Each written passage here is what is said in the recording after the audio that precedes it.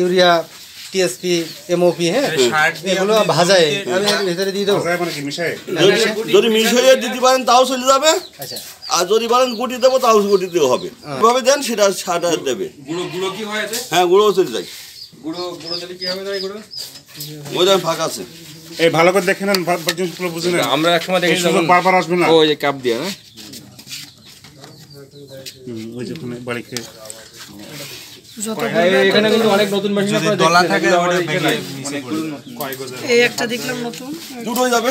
ওইটা দেখি ঘাস পরিষ্কার করে ওইটা আমার ব্যাটারি লাগবে দুটো মাঝখানে দেন। দেখেছেন সবাই দেখেছেন আচ্ছা মনে করেন যে এই যে আপনি মেশিন দিয়ে সার দিবেন হ্যাঁ গাছের গোড়া গোড়া পড়তেছে হ্যাঁ 4 লাইনে সার যাবে এটা 4 লাইন খাবে এই দেখেন এই যে 4টি লাইন না একটা যাবে আর একটা যাবে। আপনার এটাতে সার দেওয়া লাগবে না। এটাই দুটো গাছ খাবে এটাই দুটো গাছ খাবে। এই তো সুন্দর হ্যাঁ এই যে ভাঙতেছে একটু করে তাই না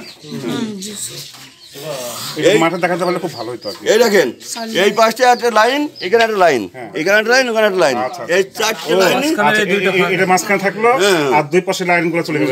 হ্যাঁ তাহলে সারটা আপনার ওই যে কম বেশি যে পড়ার একটা সম্ভাবনা থাকে। ধান কোনো উঁচু হয়ে যায় কোনো ছোট বড় হয়ে যায় ছোট বড় হওয়ার কোনো সম্ভাবনা নেই। 3 কেজি 6 কেজি ধরবে প্রায় এটা 3 কেজি ওই 3 কেজি 6 কেজি ধরবে। আপনার লাইনের দুই পাশে জমির দুই পাশে সার রাখবেন গেলেন ও পাশে গেলেন দুটো সার এখানে দিয়ে দিলেন। আমি যদি পাইপ আর উঁচু করে দিই পাইপ না পাইপ উঁচু করে দিলে আপনি ঢেলতে পারবেন না কষ্ট হবে আপনার।